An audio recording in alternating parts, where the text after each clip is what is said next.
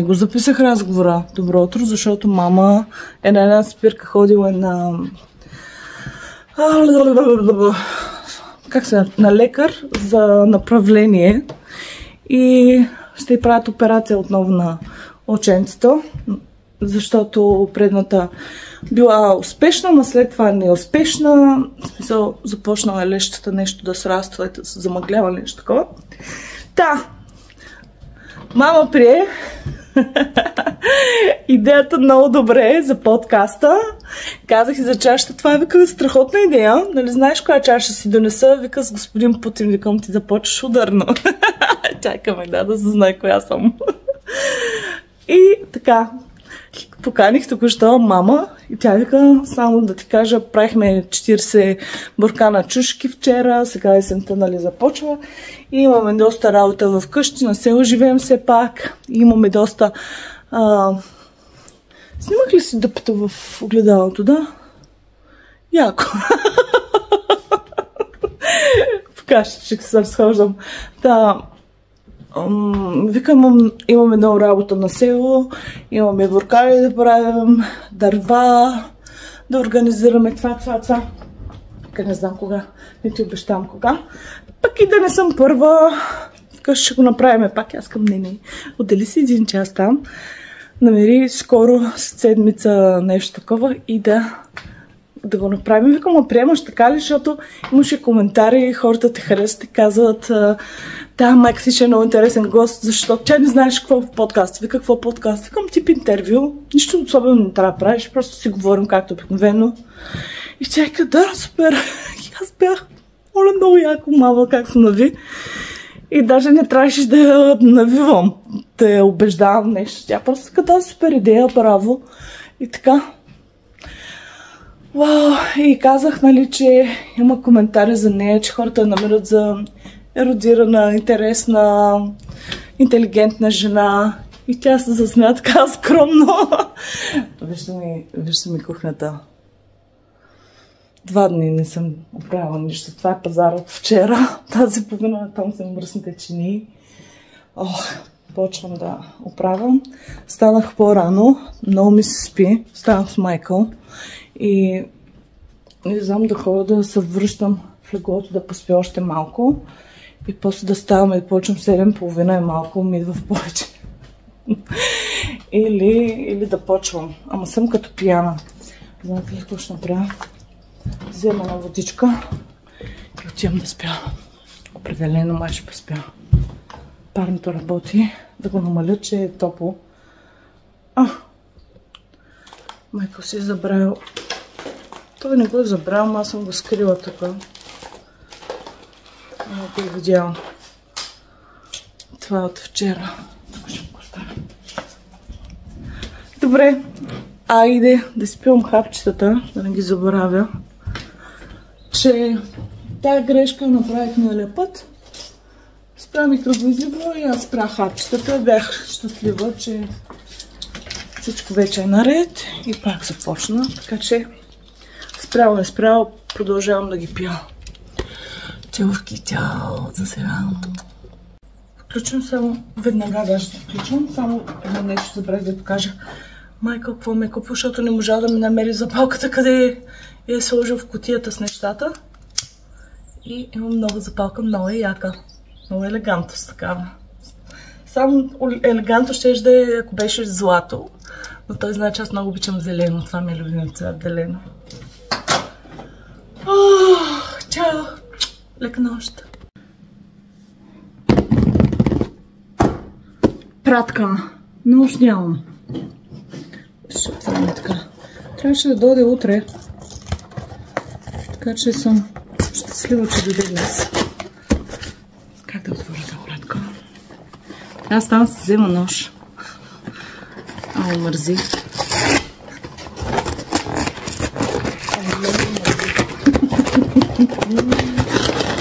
Пък и аз така ги отварям пратките.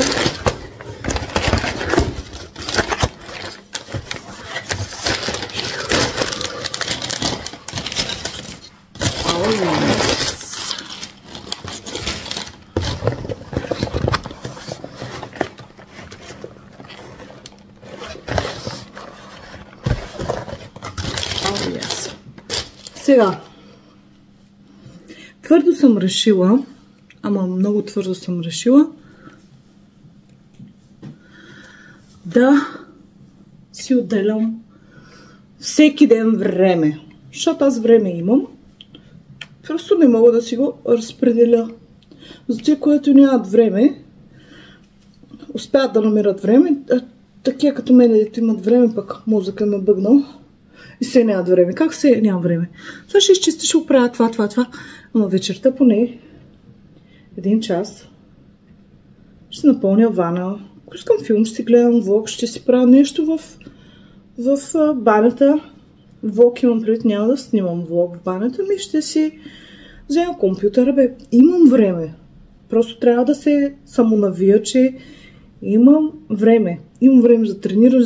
Косата ми. Няма значение. Имам време за всичко. Само трябва да го подредя. Защото всички имаме еднакво време. 24 часа на ден. И някои правят толкова много неща, че и деца имат. Дори като не могат да си организират времето. Да, тези продукти ги взех с цел да не се притеснявам. Този продукт ще слагам съвсем маничко от него, така ще го пестя, защото нямам много от него, за специални случаи не. Този продукт ми е много важен за кожата и тъй като имам крем за тяло и реших, нали, че ще ползвам крема за тяло, след като съм ползвала и млякото за вана и така нататък, т.е. да си направя пълната грижа, защото ми се случва следното нещо. Един път го ползвам този продукт, нали, по душа, един път не го ползвам, ще го ползвам, когато, примерно, имам нужда. Не, всеки ден трябва да го ползвам, затова взех няколко. Интересното тук е, че този продукт е мляко за вана. Наливате вътре, във ваната и, нали, в горещата вода си лягате и съответно той да попива в кожата. Пак аз директно слагам на гъбата и почвам да търкам по цялото тяло, буквално по цялото тяло на лице, навсякъде. И стоя така известно време да попие. Даже на по-грубите части, тук имам някакви такива дребни, като пъпчици, някой път ми излизат, само че аз когато ми се случва това нещо, значи, че не съм си правила пилинг, нещо от храната, не съм хидратирана и така нататък, но иначе имам изключително нежна кожа. И директно си слагам на ръката и си мажа така. И си бях поръчала само едно такова. Толкова много ми харесва, че сега съм си поръчала 6 ли са? 2, 6 продукта. И просто като добавиш определени неща в кошницата, ти дават един продукт, който струва 20 паунда. Аз искам, това са 40 няколко лева продукт. И ще дам 20 паунда, ще ми го дадат подарък. Така че Facial Toner. Айде да започнем с подаръка. Facial Toner. И то е с такава киселина. Супер. LA-H6 млечна киселина. Страхотно. Мирише като всички останали продукти. Веднага го слагаме на тоалетката. Другото нещо, което аз все още имам голямо количество, много е лек. Много лек този продукт и затова като вдигнах потиката и си викам, свърши ли тази маска? Не, просто е много лека такава пухкава маса. И това е маска за лице. Препоръчвам. Уникална е. Уникална е. Буквално прави лицето страхотно. Ще и сега ще се намажа и така. Уникално е. Мирише много нежно, много приятно. Мацаш и той е като крем. И примерно след известно време, там колко минутки беше, аз тия неща много не ги гледам. Да стои колкото може повече.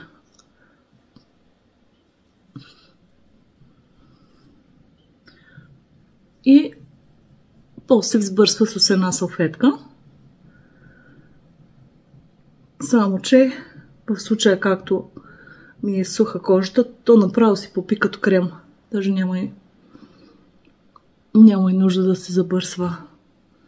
Ти да видиш.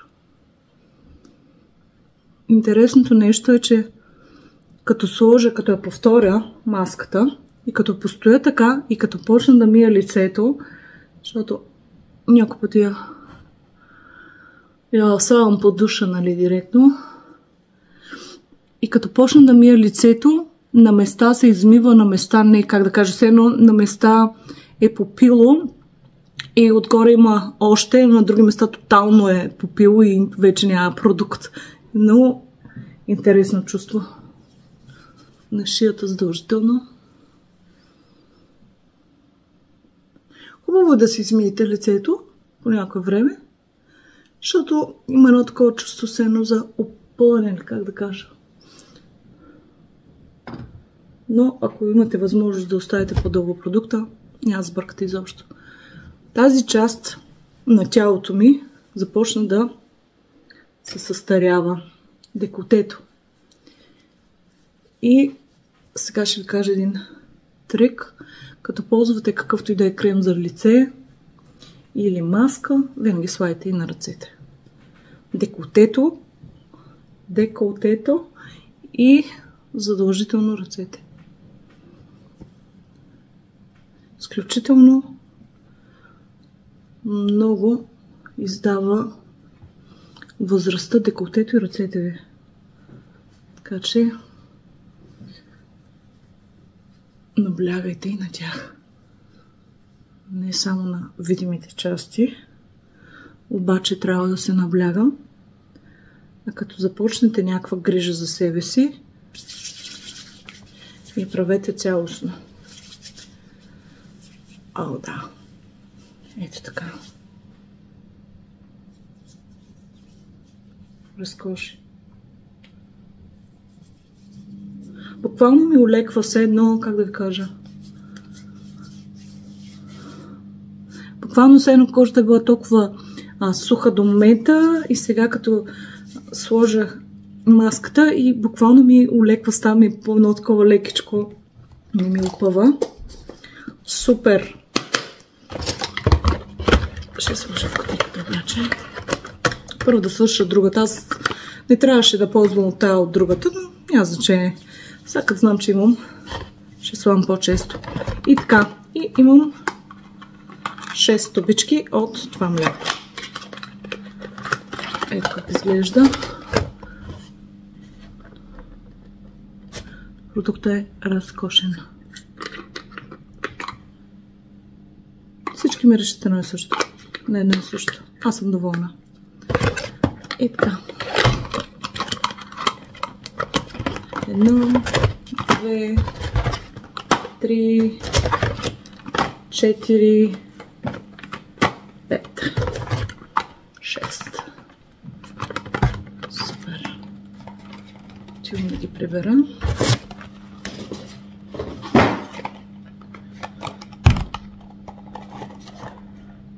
Само да ги проверя дали са едни и същи. Да. Доволно. Супер. Ето, примерно тук веднага попи. Няма нищо вече. Ей, тук една идея се усеща влага. Попи.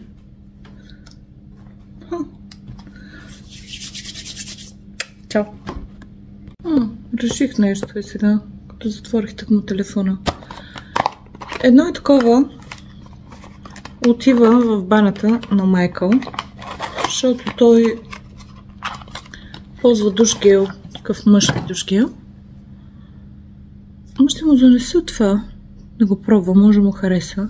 Ще му подобри кожата, почиства много добре, ухая много добре, що пък не. Така. И едно ще изпратя за сестра ми. Ще звънна малко да я питам дали тя иска едно такова. Ако иска, ще изпратя на нея. Така, чистя си аз и по едно време, нали знаете какво ползвам? Много обичам да ползвам тази машинка за забаците. Така да чистя. Обаче, както и да я завъртя, не мога да изчистя отгоре. И ми хрумна, че мога да използвам тази пяна. Това да видим сега.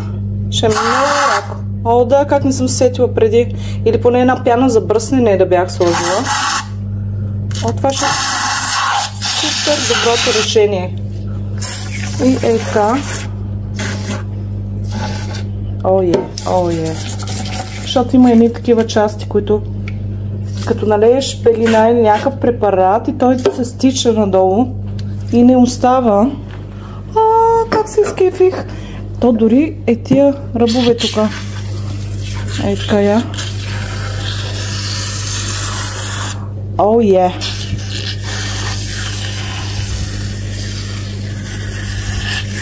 Супер. Супер. Готово. Сега да ви покажа колко е невидима женската работа. Ще прекарам 30-40 минути сигурно да се качвам внимателно, да не стъпа на този парцал, че ще се хлъзна, да се качвам и да слизам. Защото погледнете колко е лепкаво. И тук сега минах мъничко да видя. Няма стане само с парцал. Аз хем си знам. Хем пак да видя колко е мръсно. Напръсквам ми с елбоу момент. Декризера. Така. Оставяме малко да подейства. И после голямото чистене.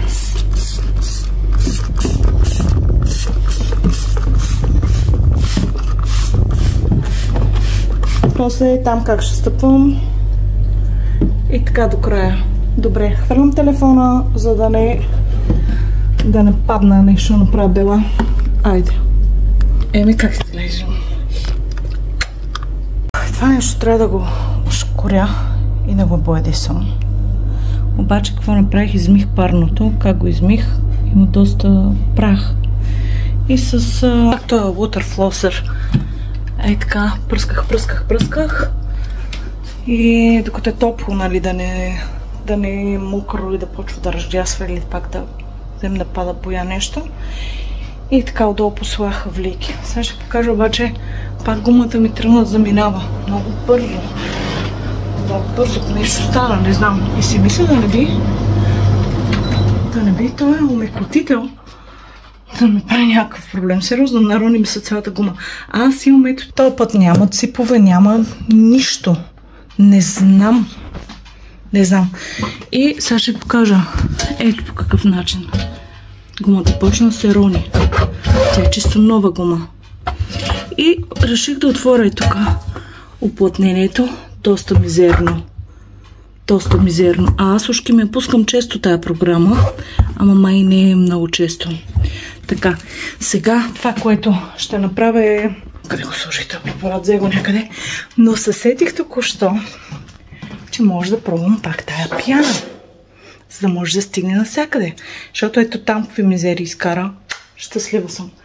Добре, ще сложа пяната. Това е една гъба луфа. Така... доста... как да кажа... не е толкова твърда, но не е толкова мека. И току-що я пъхнах.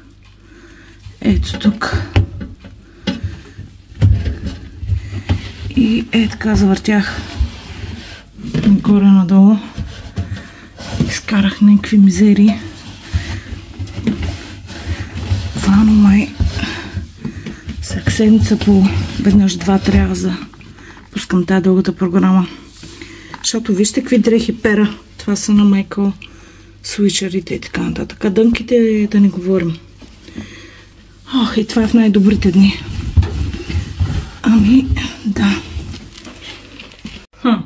На по-близък оглед обаче се оказва, че това не е така мръсоти, примерно, толкова много да е мръсно. Мръсно едно не е толкова, а е гума полепна отгоре по гъбичката, както ви казах. Почна да се разпада се едно самата гума.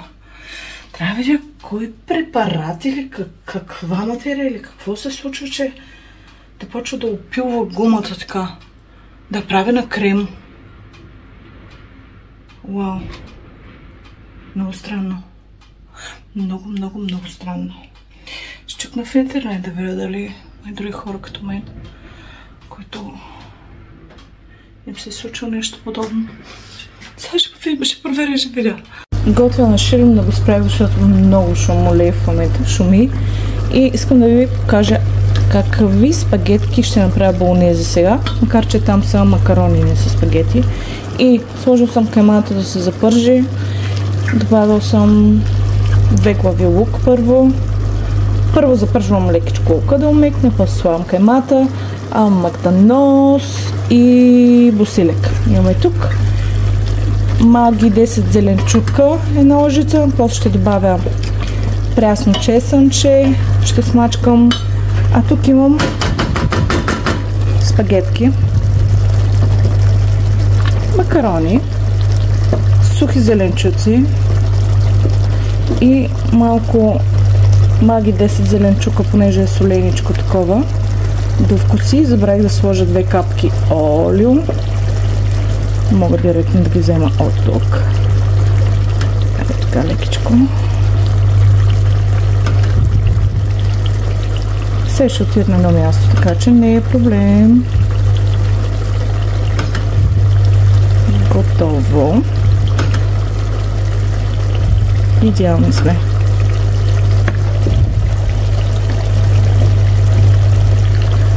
Сложила съм каната да заври, така че директно слагам макаронките и ги покривам с вряла вода и ги пускам да врат. Вместо да чакам водата да заври на котлона, си прави един такъв трик, много по-бързо завира в чайника, в каната. И така.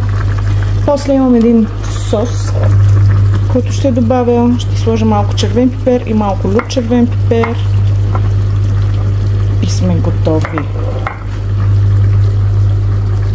Забравих да кажа, черен пипер слагам също. По-към края. Хапвам. Не мога да дочакам мъжа. 8:30 е, така към 9 и нещо. 9:30 каза, че ще си дойде. Много вкусно ми се получи. Опитайте, пробвайте рецептата.